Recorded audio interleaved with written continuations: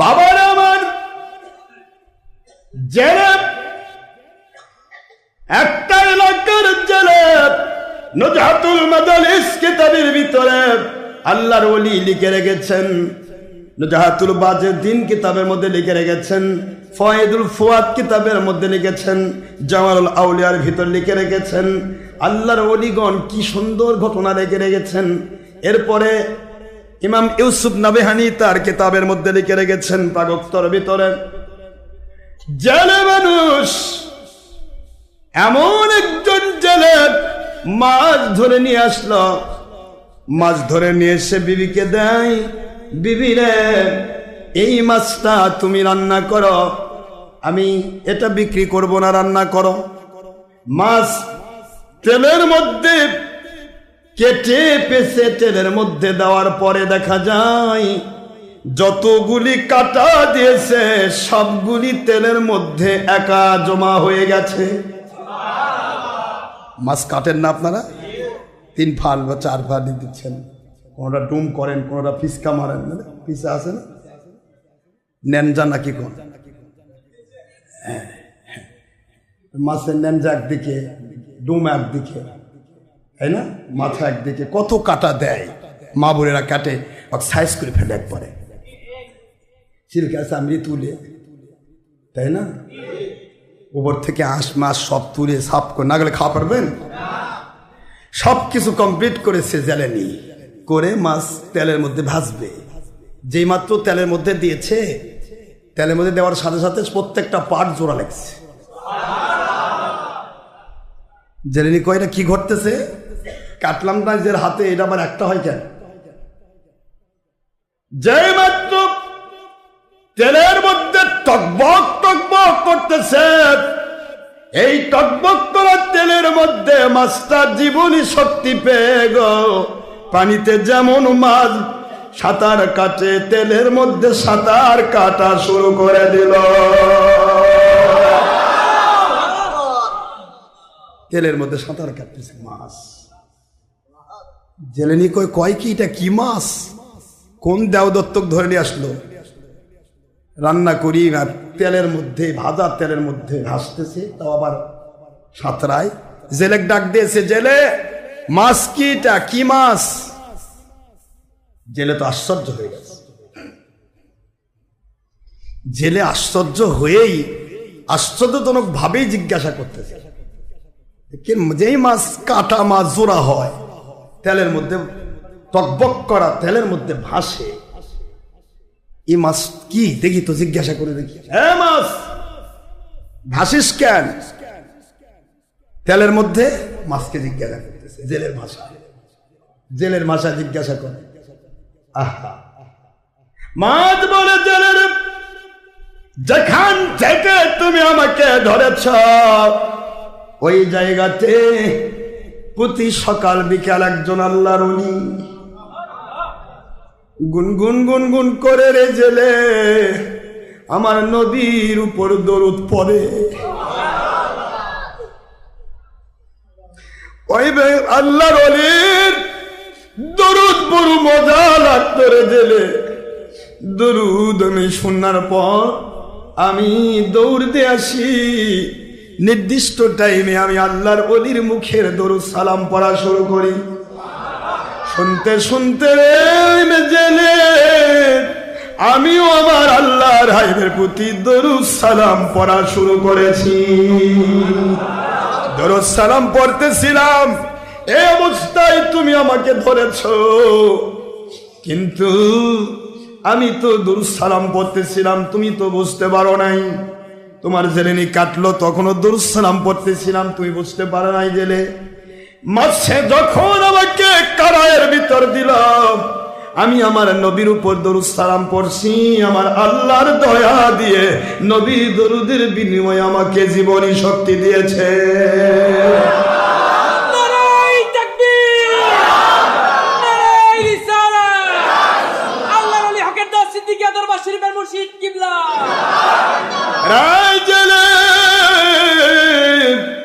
আমি আমার নবীজির উপরে, কামলিওয়ালার উপরে দরুদ সালাম পড়ি রে, আমি মাছ, কিন্তু আমার আল্লাহ আমাকে আগুনের ভিতরে, তেলের ভিতরেও সাঁতার কাটার তৌফিক দিয়েছে।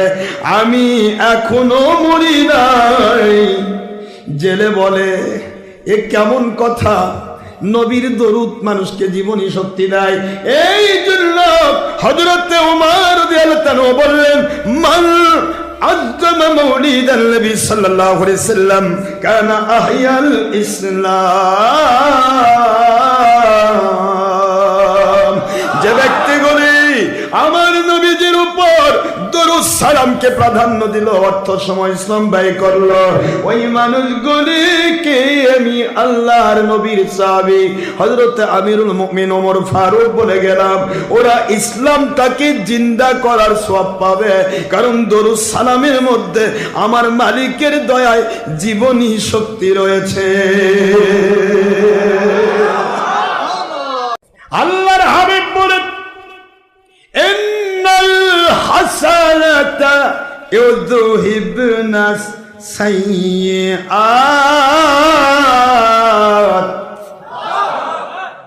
তোমরা নেকি গুনাহ হয়ে গেছে, এই মুহূর্তে তওবা করো আর নেক আমল বাড়ায় দাও। দিনে 10টি গুনাহ হয়েছে, 20টা নেক আমল করো, ওই নেক আমলগুলি তোমার গুনাহগুলিকে খেয়ে ফেলবে। সুবহানাল্লাহ বলেন জুড়ে। গুনার মধ্যেই ডুবে থাকবেন এমন এক সিস্টেম দেওয়া হলো। নেটের মধ্যে যে মানুষগুলি থাকে এদের ফিরার মতো সুবুদ্ধি থাকে না, নামাজেরও টাইম নাই।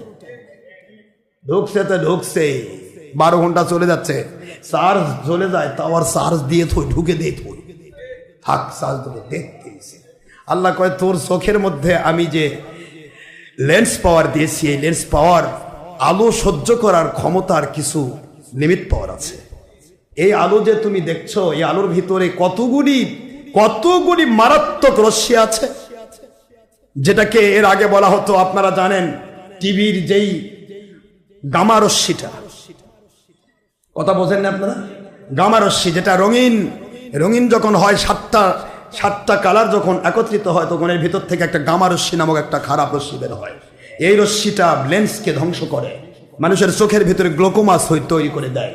চোখগুলি নষ্ট হয়ে যাওয়ার পরে তো একটা মানুষের ছানি পড়ার পর সেটা কাটলেও ভালো হয়, কিন্তু গ্লোকোমা যখন হবে তখন ছানি কাটলেও ভালো হবে না, পাওয়ার লেস করে ফেলা হয়। আমার আল্লাহ কয়, তোকে আমি 2টা চোখ দিছি, একটা যদি নষ্ট হয় আরেকটা দিয়ে দে, তো তুই 2টা দিয়েই দেখতেছিস, তো 2টাই তো একসাথে নষ্ট হবে। জুলুম করে আর কতদিন চলে? তুমি যেই পরিমাণ ফেসবুকে ইউটিউবে সময় দিয়েছ, তার সাথে ডবল সময় কোরআনের মধ্যে দাও। কোরআন তেলাওয়াতের মধ্যে তোমার চোখের পাওয়ার বাড়লো, ওদিকে দিয়ে একটু কমলো, এভারেজ হয়ে গেল। কথা বলেন না? কিন্তু তুমি কন্টিনিউ তো ওটাই করতেছো, কোরআনের সাথে সম্পর্কই নাই, হাদিসের সাথে সম্পর্ক নাই, দরুদের সাথে সম্পর্ক নাই। মন খারাপ হচ্ছে? বাবারা আবার বাড়াইতে চাই না, বেড়ে যায়। দরুদ পড়তে গিয়ে একটা মাস জীবনী শক্তি পেল। সুবহানাল্লাহ। কে বুঝলেন এখান থেকে আমি কি ঘটনা বলা উদ্দেশ্য?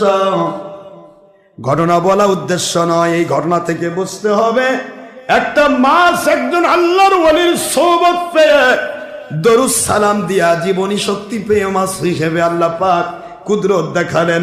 কোরআনের ভিতরেও ভাসে, এক খাবে কেমনে? সুবহানাল্লাহ। কোন আল্লাহ বুঝাইল, রে দুনিয়ার মানুষ, আমার নবী প্রেমে যে ফানা হয়ে যায়, দরুদ সালাম পড়ে, ওই মাছটিকে তেলে যেমন ভাজা গেল না, দরুদ সালাম পড়া মানুষ জাহান্নামেও জ্বলবে না। এই জন্য হযরত আলী বললেন, লা ইয়াখরুজু মিনাদ দুনিয়া ইল্লা বিল ঈমান ওয়া ইয়াদখুলুল জান্নাতা বিগাইরি হিসাব। আমার নবী মিলাদের পক্ষের মানুষ কোনোদিন বেঈমান হয়ে মরবে না, এরা কখনো জাহান্নামে ঢুকবে না, বিনা হিসাবে জান্নাতে ঢুকবে। সুবহানাল্লাহ বলেন। এখন এর বিরুদ্ধে ফতোয়া দেওয়ার জন্য মুন্সি না কয়, তাহলে শয়তান কেমনে লাভ হবে? শয়তান কান দেয়, কয় মুন্সি ভাই রে, তোর তো মানুষ মানে রে, তুই তো টিভির পর্দায় আসিস রে, তুই একটু কয়ে দিয়ে রে, আমার একটু লাভ হোক রে। এখন মুন্সি টিভি পর্দার থেকে ওই এখন এজেন্সি নিছে, মানুষ বলে দিচ্ছে এটা নাই সেটা নাই। আমি বারবার একটি কথা বলতেছি, যেখানে নবীজি বললেন কুল্লু মুসাওবিরুন ফিন্নার, ইচ্ছে করে যারা ছবি ভিডিও করে তারা জাহান্নামী। আপনারা ভুল করছেন, একদিন তওবা করবেন, আপনাদের আমি দোষ দিচ্ছি না। যে মুন্সিটা করতেছে এই কি ভুল করে করতেছে? ওই মনে করতেছে এটা লাগবে, এ যুগে চলবে। কেউ করছে এ যুগে একবার ফরজ, না করলে হবেই না। কথা বুঝতেছেন না কেন? আমার কথা কি বুঝে আসে? তাহলে কুল্লু মুসাওবিরুন ফিন্নার, আখেরি নবীর ভাষা ঠিক নাকি আমরা ঠিক? হুজুর বললেন ছবি আলারা জাহান্নামী, তাহলে ছবি আলা যে জাহান্নামী, একটু চিন্তা করেন, মাথা কাটান ভালো করে মাথা কাটান। কে কি করলো, কোন পথে আছেন আমার দেখার বিষয় না, আমাকে সত্য বলতে হবে। আপনি যা খুঁজি তাই করেন। ছবি ভিডিওওয়ালা জাহান্নামী, এটা হুজুর বলেছেন। আখেরি নবীর আমি উম্মত, আমি কোন কোম্পানিকে খুশি করে নবীকে নাকশ করে জাহান্নামে যেতে পারবো না। হুজুর বলেছেন, বুখারীর হাদিস, ছবি ভিডিওওয়ালা জাহান্নামী। তাহলে জাহান্নামের বাক্সর মধ্যে যে মুন্সি, ও নিজেই জাহান্নামী, আপনাকে কেন জান্নাতের পথ দেখাবে? আমি তো আগে আপনাকে বলেছি যে আল্লাহর হাবিব বলেন আম্মান তাখুদুনা দীনাকুম ইন্নাল ইসলামা দীনান। যখন ইসলাম কারো কাছ থেকে নিচ্ছ, তুমি আগে দেখো সে কি ইসলাম মানে কিনা। তাহলে আপনি কেন চিন্তা করলেন না? ছবি ভিডিও টিভির থেকে আপনি ফতোয়া নিচ্ছেন, টিভির থেকে এটা নিচ্ছেন, ফেসবুক ইউটিউবে গেল দেখে আপনার কি বসো বিশাল বড় হুজুর। ইবলিসের চেয়ে বড় না, ইবলিসের ইউটিউবও লাগে না, ফেসবুকও লাগে না, সারা জগৎ দখল করে আছে। কথা বলছেন না কেন জোরে? ইবলিসের ভক্ত কত জানেন? কথা কয় না, আমার কথা বোঝেন নাই? ইবলিসের ভক্ত কত? পৃথিবীতে বর্তমান 650 মতো 700 কোটি মানুষ। এই 700 কোটি মানুষের মাত্র 200 কোটি মানুষ মুসলমান, বাকি কয় কোটি থাকলো? 500 কোটি নন মুসলিম। এরা সব হলো ইবলিসের ভক্ত। কার ভক্ত? ইবলিসের ভক্ত। এই 500 কোটি পুরাটা ইবলিস দখল করেছে, থাকলো 2 কোটি। এই 2 কোটির মধ্যে নবীজি বলেছেন কুল্লুহুম ফিন্নার ইল্লা মিল্লাতুন ওয়াহিদা, একটা ফেরকা জান্নাতি, 72 ফেরকা জাহান্নামী। এখন 72 ফেরকা ধর্মের লেভেলধারী কেউ ইবলিস দখল করছে। কে কে?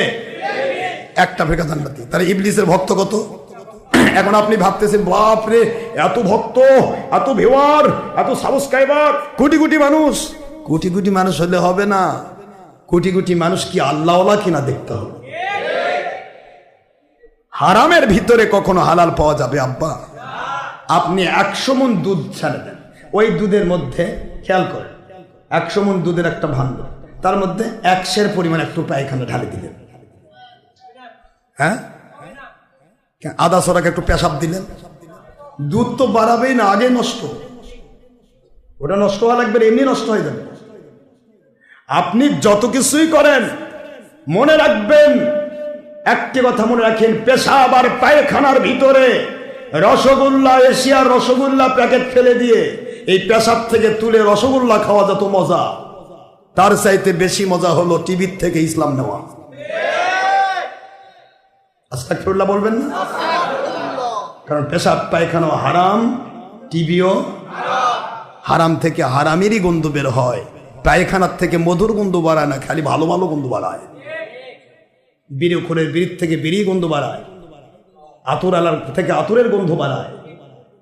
আপনি যেটাই করবেন চিন্তা ভাবনা করবেন বাবা, কখনোই একটি কথায় আপনাকে বারবার আমি স্মরণ করে দেই, যে ব্যক্তিরা ছবি ভিডিও করতেছে তাকে একটা জিজ্ঞাসা করেন, একটা, বেশি না, হুজুর এই ছবি ভিডিওটা দেওয়ার উদ্দেশ্য কি আপনার? মানুষকে দেখানো না আল্লাহকে দেখানো? এই একটা প্রশ্ন করে, সে উত্তর দেখ। সে যদি বলে আল্লাহকে দেখাচ্ছে, তাহলে কি আপনি বিশ্বাস করেন না যে আল্লাহ আপনার অন্তরও দেখে? আল্লাহু আলিমুম বিদাতিস সুদূর। আল্লাহ পাক বান্দার অন্তরের খবরও জানেন, কোনটা আসল, কোনটা নকল, কোনটা ধীরে, কোনটা জোরে, কোনটা গোপন, কোনটা প্রকাশ্য, সব আল্লাহ দেখেন এবং শোনেন। তারপরে আপনি টিভি ছবি দেখাচ্ছেন, আল্লাহকে কি মনে করছেন? আল্লাহ বোধহয় কিছু দেখে না। প্রমাণ হয়ে যাবে সে দেখাচ্ছে মানুষকে। কাকে? কাকে? এক মানুষ দেখানো আমল মানে তো শিরক। তুই মানুষ দেখানো আমল করছে, এটা তো শিরক। মানুষকে ওয়াজ শোনানো কি শিরক? ওয়াজ শোনাতে আল্লাহ বলেছেন, কোরআন শোনাতে আল্লাহ বলেছেন, দেখাতে তো বলেন নাই। কথা বলেন না কেন? এমনিতে আমি ওয়াজ করতেছি, আপনারা কোটি কোটি মানুষ দেখতে পারেন, হাজার হাজার লাখ লাখ মানুষ দেখতে পারেন, এটা তো দেখতে হবে, সামনে আসেন দেখবে, এটা তো আল্লাহ প্রদত্ত নিয়ামত। কিন্তু ছবি করে ভিডিও করে মানুষকে দেখানো উদ্দেশ্য কি? মানুষ দেখানো না? তারপর খালি পুরুষই দেখবে, মহিলা দেখবে না। তো মহিলারা ঘুমাই দিয়ে থাকবে, চোখে চোখে ঘুমাই দিলাম, হুজুর দেখা যাবে না, না জায়েজ। বরং হুজুরিয়া করছে, আম্মারা বেশি করে দেখে। আমার পয়েন্ট হচ্ছে আল্লাহ পাক নবী আল্লাহ পাক বলেছেন মহিলা পরপুরুষের দিকে চোখ পড়লে হাইটা লো করে দাও। আর আমি হুজুর এমন এক হুজুর কোরআন সামনে নিয়ে আল্লাহর সাথে চ্যালেঞ্জ করতেছি, আল্লাহ আপনি চুপ করে থাকেন, আমি আমার চেহারাটা পরনের দেখাই। কথা করছেন না কেন জোরে? প্রজেক্টর দেওয়ার উদ্দেশ্য এটা নয়। কোন মুন্সি একথা বলতে পারে যে আমার আল্লাহ খুশি হয় পরনারীর কাছে পরপুরুষের চেহারা তুললে? সামনাসামনি দেখা হচ্ছে, হাই লো করে দিলাম, আইন পারা শেষ, ফরজি মতে তো সব হবে। কিন্তু যখন টিভির মধ্যে দেখে তখন উদ্দেশ্যই হলো দেখানো। আল্লাহর হাবিব বলে নাই লানাল্লাহুন নাজিরা ওয়াল মানজুরা ইলাই, যে দেখে যে দেখায় দুইটা আল্লাহর লানতগ্রস্ত, এদের উপর রহমত নাজিল হবে না? কেন বুঝি না ভাইজান?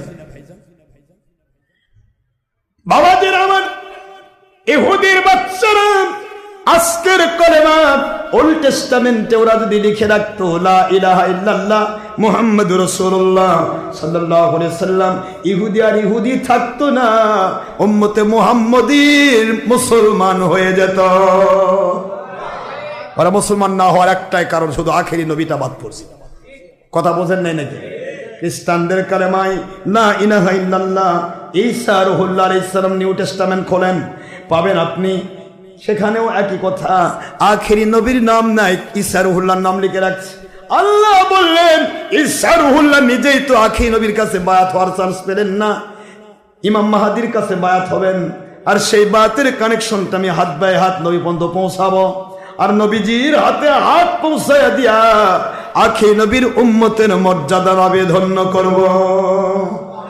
সেই সানবীর নাম খ্রিস্টানেরা তাদের কালেমায় লিখে রাখলো।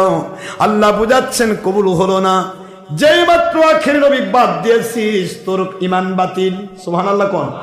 ওয়া মা হুম বিমুমিনিন, আমার নবীকে যে বাদ দিয়েছে সে কখনো মুমিন হতে, খ্রিস্টানি মুসলমান হলো না। আখেরি নবীর নাম লাগালেই মুসলমানের মর্যাদা পেয়ে যেত।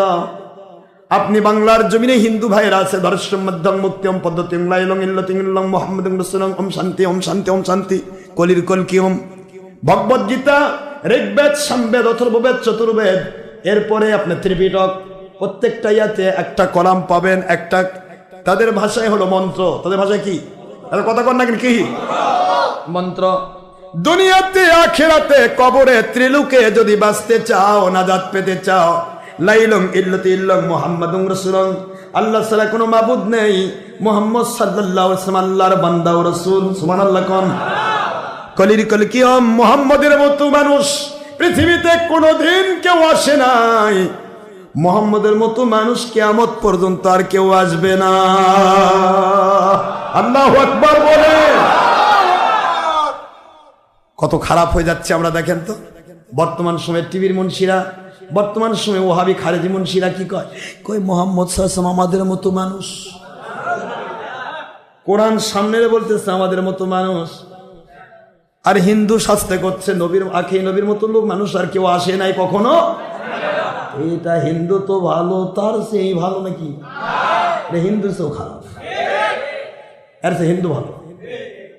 এটা নম্বর মুন্সি, হিন্দুর আকিদা সেও খারাপ।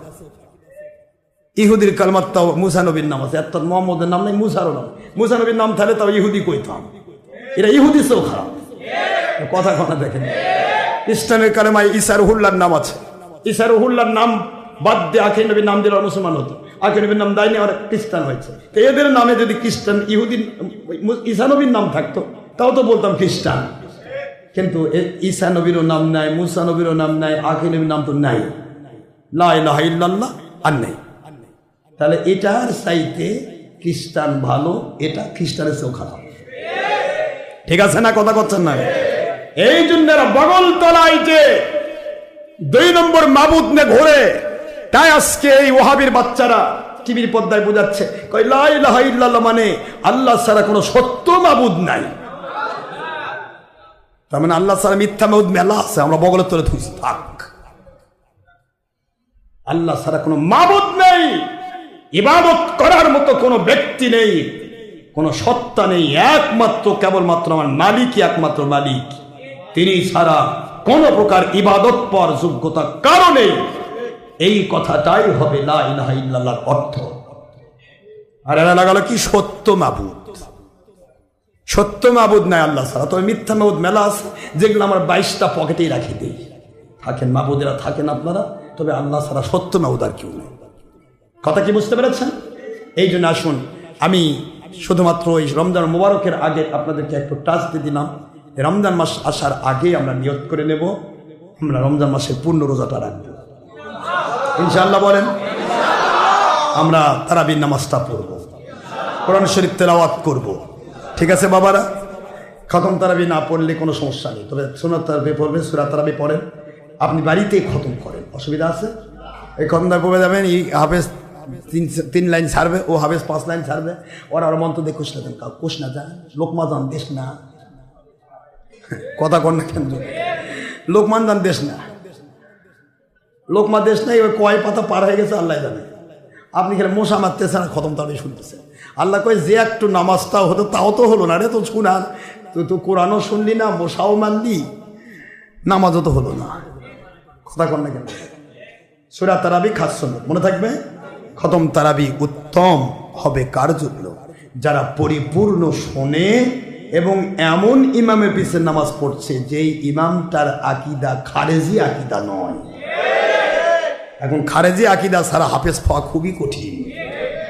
প্রত্যেকটা হাফেজের আকীদা নবী আমাদের মতো, বড় ভাইয়ের মতো, মাটির মানুষ, মিলাদ চলবে না, কেমন চলবে না, যারা মিলাদ করে তারা বেদাতি। আল্লাহ কয় তোর তো ল্যাংড়া হয়ে গেছে, তোর তলা খুলে গেছে, এই তলা খোলা মুন্সির ইমান নাই, আর পিছনে নামাজ হবে কি করে? ওই 22,000 বার কোরআন খতম করুক, ও খতমের দাম নাই, তলা তো খোলা। এই কথা করছেন না কেন? কি খোলা? তলা খোলা থাকলে মাছ থাকবে? মাছ পার হয়ে যাবে। আপনার জীবনে আমল নামার তলা খোলা থাকলে একটা আমল থাকবে না, আপনি 22,000 বার করবেন। বরং একবার কোরআনের খতম করেছেন কষ্ট করে হলেও, আমার মালিক বলেন তোর তলা ঠিক রাখ, ওই এক খতমই আমি আল্লাহ পাক তোকে 700 খতমের সওয়াব লিখে রাখবো। প্রতি বছর হজ করতে যেতে পারিস না, কি হয়েছে? জীবনে একবার হজ করা ফরজ, তুই একবার হজ কর, ওই এক হজে আমি 700 হজ নামে তোর আমল নামায় লিখে রাখবো। 82 বছর বয়স, 83 বছর হজ করেছিস, কিন্তু লাভ নাই, তলা নাই, ইমান খোলা, নবী আমাদের মতো।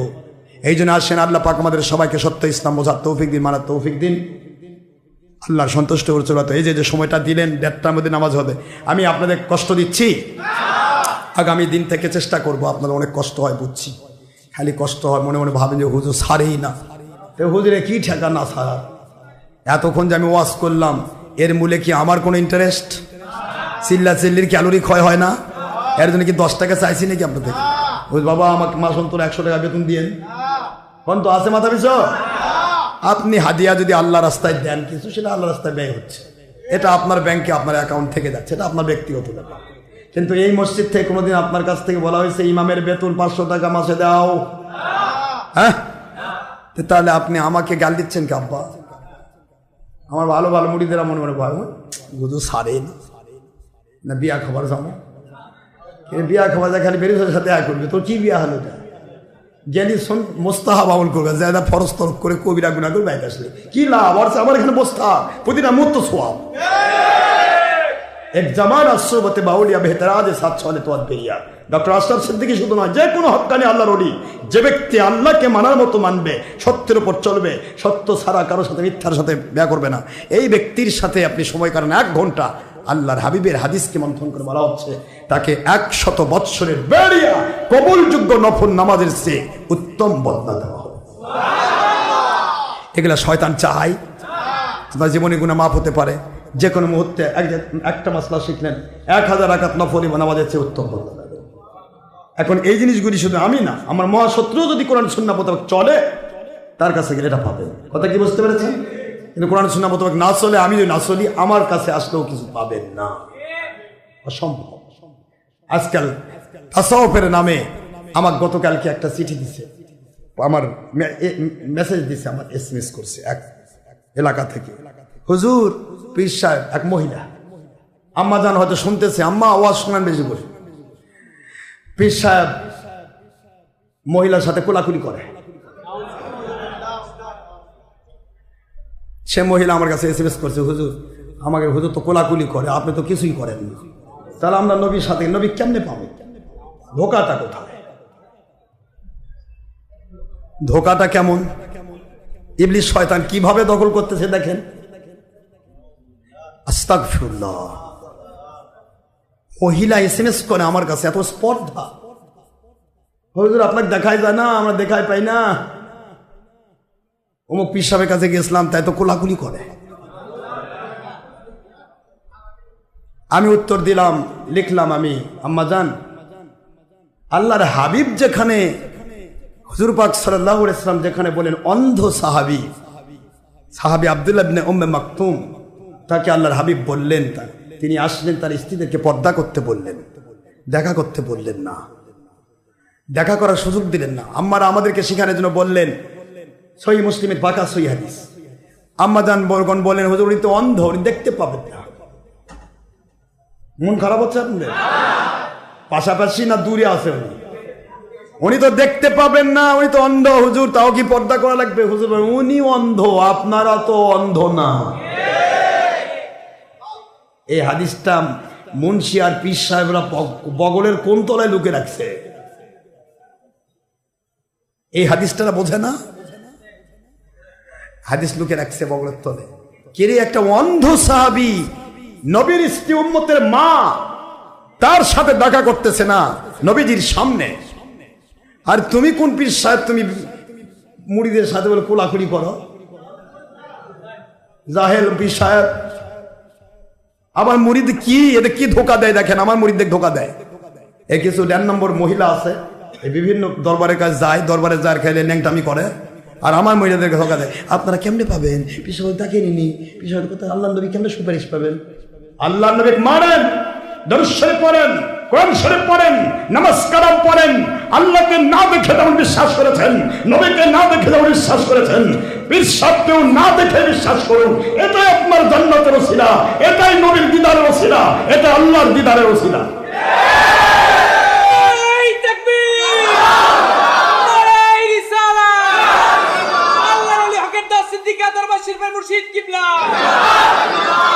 মানুষ কত নষ্ট হতে পারে। উত্তর দিয়ে দিলাম, পরে আবার দিছে এসএমএস, কয় হুজুর উনি বললো যে উনি তো 7 তরিকার, 7 তরিকার মধ্যে নাই, আমাদের 1 তরিকাত আছে। কত নির্লজ্জ বেহায়া, কত নির্লজ্জ বেহায়া। মহিলা আবার লিখেছে, হুজুর তাহলে আমরা নবীর শাফাত পাবোই না, আপনার মুরিদ হয়ে তাহলে লাভ কি? তা আমি বললাম, আমার মুরিদ হওয়া লাগবে না বাবা, জেনা করে শান্তি পাওয়া যদি মন চায়, জাহান্নামে যাওয়ার মন চায়, ওগুলা পীর সাহেবের সাথে বেশি করে থাকেন আর ন্যাংটামি করেন, দয়া করে আমাকে কোনো প্রকার ডিস্টার্ব করবেন না, ডিস্টার্ব।